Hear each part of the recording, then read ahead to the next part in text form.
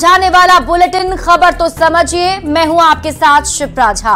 अगले आधे घंटे तक हम आपको उन खबरों से रूबरू कराएंगे जिससे आपका सीधे सरोकार है और उन खबरों के मायने भी आपको समझाएंगे। तो चलिए शुरुआत करते हैं आज की सबसे बड़ी खबर के साथ। शिक्षा विभाग में सुधार की मुहिम चला रहे अपर मुख्य सचिव के पाठक ने सरकार को पत्र लिखा है जिसमें उन्होंने स्वेच्छा से अपर मुख्य सचिव के पद का परित्याग करने की बात लिखी है। अब सवाल है कि छुट्टी के बाद के पाठक एसीएस का पद संभालेंगे। पहले आप रिपोर्ट देख लीजिए, फिर खबर तो समझिए। हम तो चाहते हैं कि अगला 2 महीना के अंदर जो बचा हुआ है 1,20,000 के करीब, उसका भी शुरू करवा दीजिए ताकि इनका भी तेजी से बहाली और हो जाए।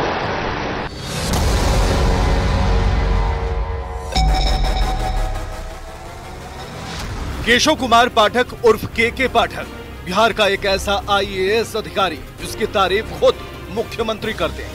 अरे सबको पढ़ाना चाहता है तो छुट्टी क्या है? कोई पढ़ाना ही ना बच्चे बच्चियों को चाहता है, इसमें बुराई क्या है? लेकिन काम तो अच्छा कर रहा है, हम तो कही दिया। के पाठक जिसका नाम सुनते ही कई शिक्षक अपना नाम भूल जाते हैं। थोड़ा घबरा गए ना हमको देख के घबरा। हम जानते थे कि जब सवाल का जवाब नहीं आता तो सर आपके डरे भाग गए। के पाठक जिनकी गिनती बिहार के सबसे कड़क अधिकारियों में होती है।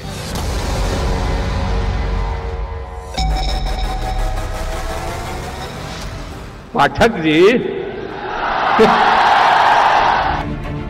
के पाठक जो बिहार की सरकारी स्कूली शिक्षा व्यवस्था को सुधारने में तन मन से जुड़े थे, लेकिन अचानक एक पत्र सामने आता है जिसमें उनकी तरफ से लिखा होता है कि मैं अपर मुख्य सचिव शिक्षा विभाग बिहार के पद का प्रभार स्वतः परित्याग करता हूं।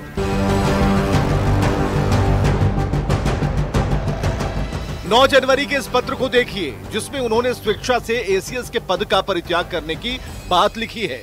ये पत्र उस दिन लिखा गया है जिस दिन के पाठक छुट्टी पर जा रहे थे, यानी 9 जनवरी को, और 9 जनवरी से 16 जनवरी तक के पाठक छुट्टी पर हैं।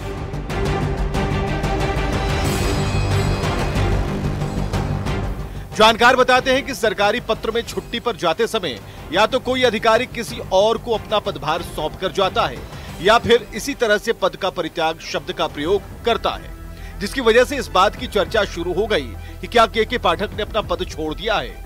अब अगर छुट्टी पर जाते समय पद का परित्याग वाले इस शब्द की वजह से कंफ्यूजन पैदा हुआ तो सवाल है कि क्या छुट्टी के बाद के पाठक एसीएस का पद संभालेंगे।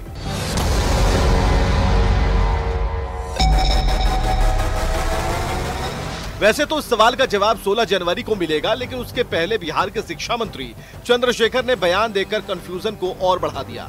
शिक्षा मंत्री चंद्रशेखर ने कहा कि उनका मन नहीं था काम करने का, तो इस्तीफा दे दिया।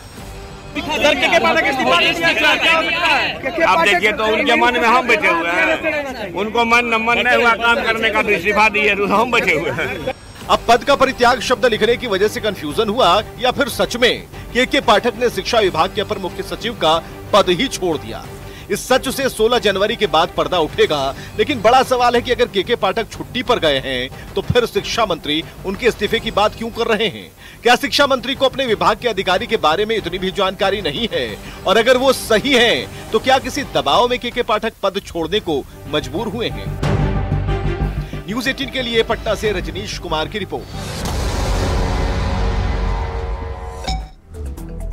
और अब आप स्वेच्छा से पद परित्याग वाले शब्द के पेच को समझिए। सरकारी कामकाज की एक अलग शब्दावली होती है, खास तरीके से लिखने की परंपरा है। जैसे जब भी कोई बड़ा आईएएस अधिकारी अगर छुट्टी पर जाता है तो वो विभाग को पत्र लिखता है। पत्र में स्वेच्छा से पद प्रभार के परित्याग शब्द का इस्तेमाल किया जाता है।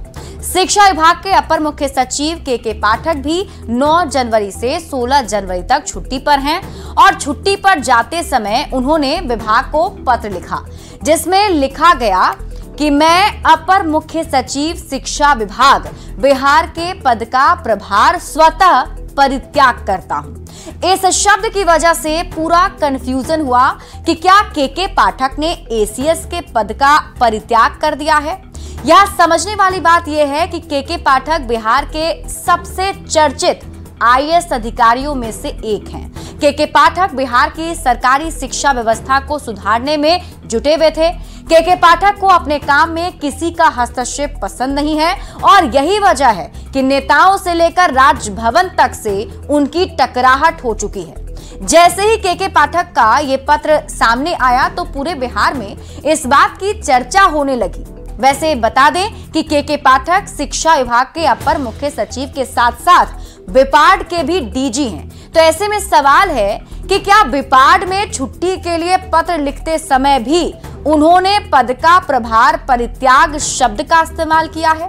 सवाल यह भी है कि क्या छुट्टी के बाद के पाठक एसीएस का पद संभालेंगे, क्योंकि के पाठक से शिक्षा मंत्री जो हैं चंद्रशेखर, उनके साथ मनमुटाव जग जाहिर है, सबने जाना। और चंद्रशेखर से के पाठक पर सवाल हुआ तो उन्होंने कहा कि उनका काम करने का मन नहीं था तो इस्तीफा दे दिया। यानी फिर वही सवाल कि क्या छुट्टी के बाद के पाठक एसीएस का पद संभालेंगे। अब ये सब कुछ 16 जनवरी को ही साफ हो पाएगा। बढ़ते आगे और अब बात अगली खबर की। दानापुर में अपहरण के बाद रेप मामले में पुलिस के हाथ अब तक खाली हैं। घटना के 48 घंटे बीत जाने के बाद भी दरिंदे फरार हैं। मामले में एक बच्चे की मौत हो चुकी है और एक बच्ची पटना एम्स में जिंदगी और मौत से जूझ रही है।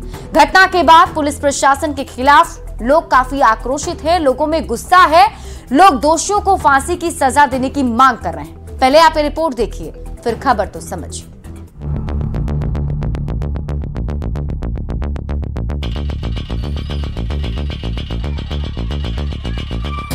सड़क पर दिखता लोगों का गुस्सा,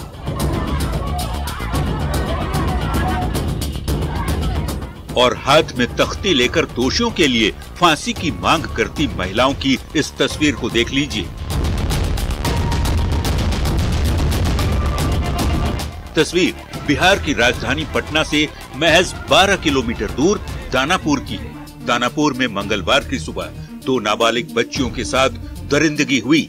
एक की रेप के बाद हत्या कर दी गई, जबकि दूसरी पटना एम्स में आज भी जिंदगी और मौत के बीच झूल रही है। इस घटना ने बिहार ही नहीं बल्कि पूरे देश को सन्न कर दिया। लेकिन घटना के 48 घंटे बाद भी पुलिस के हाथ खाली है, जिसे लेकर लोगों में जबरदस्त गुस्सा देखने को मिल रहा है। लोग हाथ में तख्ती लेकर दोषियों को फांसी देने की मांग कर रहे हैं।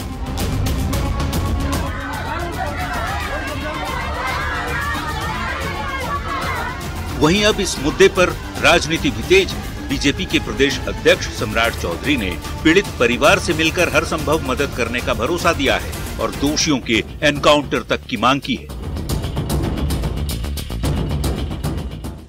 एसआईटी का गठन करवाने का काम किया, लेकिन यह स्पष्ट मानना है ये अपराध क्षम्य नहीं हो सकता है। या तो पुलिस 24 घंटे में अपराधी को चुनकर उसका इनकाउंटर करे, ये क्षम्य नहीं हो सकता है। किसी महिला के साथ इस तरह रेप करके उसकी हत्या करना ये जघन अपराध है और ये कभी भी माना नहीं जा सकता है। ऐसे अपराधी के घरों को ध्वस्त करना होगा और पूरी भारतीय जनता पार्टी का स्पष्ट मानना है इस केस को हम लड़ेंगे। जब तक अपराधी को फांसी की सजा नहीं मिलेगी तब तक भारतीय जनता पार्टी इस कार्यक्रम को, इस महिला को, इस परिवार को पूरी तरह सहयोग करते रहे। दानापुर की घटना पर बीजेपी प्रवक्ता अमित मालवीय ने सोशल मीडिया एक्स पर पोस्ट कर लिखा, बिहार की राजधानी पटना का ये दृश्य विचलित करने वाला है, जहां 2 नाबालिग महादलित बच्चियों के साथ दुष्कर्म हुआ। 8 साल की बच्ची की मौत हो चुकी है, वहीं 10 साल की बच्ची जीवन और मौत के बीच संघर्ष कर रही है। न्याय यात्रा का ढोंग करने वाले राहुल गांधी और प्रधानमंत्री बनने के लिए आतुर नीतीश कुमार कहां हैं? आरजेडी के जंगल राज में अति पिछड़ा और दलितों पर अत्याचार बेतहाशा बढ़ गया है। इस घटना के बाद से गांव में दहशत का माहौल है। लोग अपनी बेटियों को पढ़ने के लिए स्कूल भी नहीं भेज रहे। कि यहाँ जितने भी दलित और महादलित समाज के बच्चे बच्ची रहते हैं, ये सारे लोग अभी खौफ में हैं कि इन लोग के परिवार के साथ भी यहाँ कुछ घटना घट सकती है। अब सवाल है कि आखिर कब गिरफ्तार होंगे दरिंदे? 2 बच्चियों से गैंगरेप, फिर कार्रवाई धीमी क्यों? बेटियों की रक्षा आखिर किसकी जिम्मेदारी है? कब रुकेंगी अपहरण और रेप की वारदातें? एफएसएल की जांच में क्या कुछ मिला? ये कुछ ऐसे सवाल हैं जिनके जवाब दानापुर पुलिस ही नहीं बल्कि बिहार सरकार को भी देना होगा। न्यूज़ 18 के लिए दानापुर से अमरजीत शर्मा के साथ ब्यूरो रिपोर्ट। और अब आप दानापुर में दरिंदगी के मायने को समझिए। ये हर कोई जानता है कि पटना बिहार की राजधानी है। दानापुर पटना से एकदम सटा हुआ शहर है। पटना से दानापुर की दूरी महज 12 किलोमीटर है। पटना की बसावट दानापुर तक पहुंच चुकी है, यानी बसावट के हिसाब से कह सकते हैं कि अब पटना और दानापुर में कोई अंतर नहीं रहा है। पटना में बिहार के सभी बड़े नेताओं का आवास है। पटना में पुलिस मुख्यालय है और पटना में ही पुलिस के सबसे बड़े अधिकारी डीजीपी बैठते हैं। यानी दानापुर और पटना को बिहार का सबसे सुरक्षित स्थान होना चाहिए। यहाँ क्राइम करने के बारे में सोचने से पहले अपराधियों को कांप जाना चाहिए, लेकिन दानापुर पटना में आए दिन आपराधिक घटनाएं होती रहती हैं। 15 दिसंबर को दानापुर कोर्ट में छोटे सरकार नाम के अपराधी की दिन दहाड़े हत्या कर दी गई। 24 दिसंबर को दानापुर में मुठभेड़ के दौरान अपराधियों ने दारोगा को गोली मार दी। वहीं 4 जनवरी को बिहटा थाना क्षेत्र में वकील को चाकू से गोद दिया गया। यानी बिहार के बाकी इलाके की तरह ही पटना और दानापुर में भी अपराध की घटनाएं घट रही हैं। हद तो तब हो गई जब 2 महादलित बच्चियों का अपहरण कर रेप की वारदात हुई। घटना के बाद एक बच्ची की मौत हो चुकी है, जबकि दूसरी अभी भी अस्पताल में जिंदगी की जंग लड़ रही है। ये घटना बताती है कि अपराधियों में पुलिस का खौफ बिल्कुल नहीं है। अपराधी राज्य की राजधानी के पास भी अपराध करने से नहीं डरते हैं। तो सवाल है कि कब रुकेंगी अपहरण और रेप की घटनाएं? दानापुर में महादलित बच्चियों का अपहरण किया गया। अपहरण के बाद दोनों के साथ रेप की वारदात हुई, जिसमें एक बच्ची की मौत की खबर है और दूसरी बच्ची फिलहाल अभी जिंदगी और मौत से जूझ रही है। यानी 48 घंटे घटना के बीत चुके हैं, लेकिन अब तक पुलिस के हाथ खाली हैं और अब पुलिस की टीम की तरफ से कार्रवाई जरूर हुई है, जिसमें एएसआई को निलंबित कर दिया गया है। बढ़ते हैं आगे और अब बात अगली खबर की। इंडी गठबंधन के नेता लगातार सीटों के बंटवारे को लेकर दावे कर रहे हैं। एक के बाद एक बयान सीट शेयरिंग को लेकर सामने आ रहे हैं। कांग्रेस लगातार मंथन में जुटी है, तो वहीं बीजेपी विपक्ष पर तंज कस रही है। ऐसे में सीट शेयरिंग को लेकर सियासत बेहद गर्म है। पहले आप ये रिपोर्ट देख लीजिए, फिर खबर तो समझिए।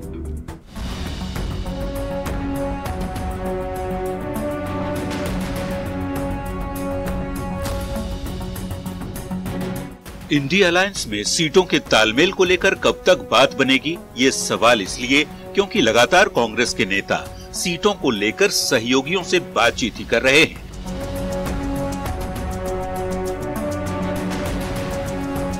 किशनगंज में सीट शेयरिंग पर बिहार प्रदेश अध्यक्ष अखिलेश सिंह ने बड़ा बयान दिया है। अखिलेश सिंह कहते हैं कि सीट शेयरिंग समस्या नहीं है, कांग्रेस का रवैया भी लचीला है।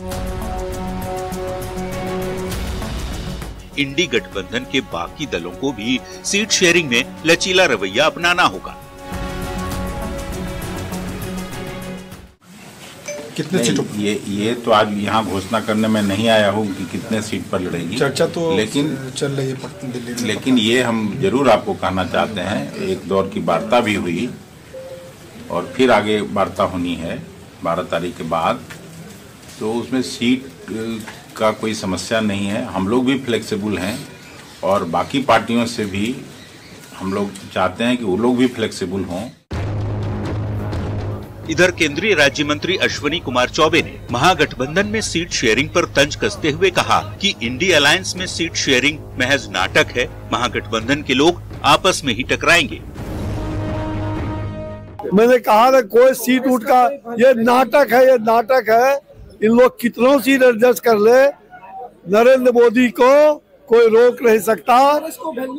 3/4 बहुमत से जीत करके 2024 में आएंगे और 2025 में भाजपा की सरकार बिहार में भी बनाए। कांग्रेस और कोई रेस का हमारे सामने तुलना ही नहीं है। ये लोग सब घमंडिया गठबंधन आपस में टकराएंगे, कोई नेपाल की तराई में जाएंगे और कोई उधर से करके और कोई बंगाल की खाड़ी में समा जाए। लोकसभा चुनाव में अभी कुछ ही दिनों का वक्त बच गया है। ऐसे में बीजेपी के खिलाफ ताल ठोकने का दावा करने वाला विपक्षी गठबंधन 25 से ज्यादा पार्टियों के बीच सीटों के तालमेल को लेकर एक ही बात दोहरा रहा है, वो ये कि सब कुछ सही हो जाएगा, समय रहते सीटों पर बात बन जाएगी। और इसी को लेकर बीजेपी के नेता तंज कस रहे हैं। Bureau report, news 18। तो इंडी गठबंधन में सीट शेयरिंग के पेंच को अब आप समझिए। मोदी को रोकने के लिए विपक्ष एक मंच पर जुटा है। विपक्षी दलों ने मिलकर एक गठबंधन बना लिया है।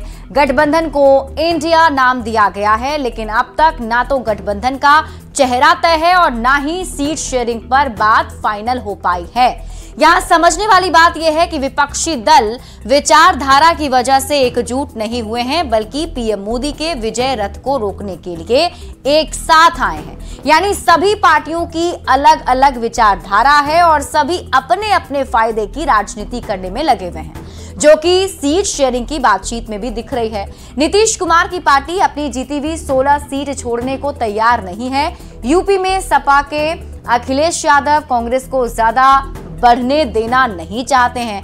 यही हाल दिल्ली और पंजाब में भी है। दिल्ली और पंजाब में आम आदमी पार्टी कांग्रेस को ज्यादा सीट नहीं देना चाहती है, तो पश्चिम बंगाल में ममता बनर्जी कांग्रेस से 2 सीट से ज्यादा उन्हें देना नहीं चाहती है। वहीं दूसरी ओर कांग्रेस को लगता है कि वो गठबंधन की सबसे बड़ी पार्टी है, तो गठबंधन में उनकी राय को ज्यादा तवज्जो मिलना चाहिए और यही वजह है कि सीट शेयरिंग का पेंच फंसा हुआ है। सीट शेयरिंग पर बातचीत तो हो रही है, लेकिन अब तक फाइनल कुछ भी नहीं हुआ है। मतलब कि सीट शेयरिंग हो जाए तो बड़ी बात मानिए, क्योंकि अभी तक सीट शेयरिंग को लेकर सभी दलों के बीच बातचीत शुरू हो चुकी है, लेकिन फॉर्मूला निकलकर सामने नहीं आया है। बढ़ते हैं आगे और अब बात करते हैं अगली खबर की। प्रधानमंत्री नरेंद्र मोदी झारखंड दौरे पर आ सकते हैं। सूत्रों के मुताबिक पीएम मोदी 27 जनवरी को धनबाद आ सकते हैं। इस दौरान वो सिंदरी में हर्ल यानी हिंदुस्तान उर्वरक और रसायन कारखाने का उद्घाटन करेंगे। पीएम मोदी ने ही 25 मई 2018 को सिंदरी में हर्ल की नींव रखी थी। कोरोना के चलते खाद कारखाने का निर्माण निर्धारित समय पर पूरा नहीं हो सका। धनबाद दौरे के दौरान पीएम मोदी लोकसभा चुनाव को लेकर धनबाद में जनसभा भी कर सकते हैं। तो आपको बता दें कि पीएम मोदी धनबाद दौरे पर आ सकते हैं, जिसको लेकर यह जानकारी मिल रही है कि 27 जनवरी को पीएम मोदी का धनबाद दौरा हो सकता है। सिंदरी में वो धनबाद दौरे के दौरान पहुंचेंगे और हर्ल का उद्घाटन उन्हें करना है। करीब 6 साल बाद ये कारखाना बनकर तैयार हुआ है, जिसका उद्घाटन प्रधानमंत्री मोदी करने वाले हैं। और फिलहाल इस बुलेटिन में अभी के लिए बस इतना ही। आगे देख लेते हैं हेडलाइंस।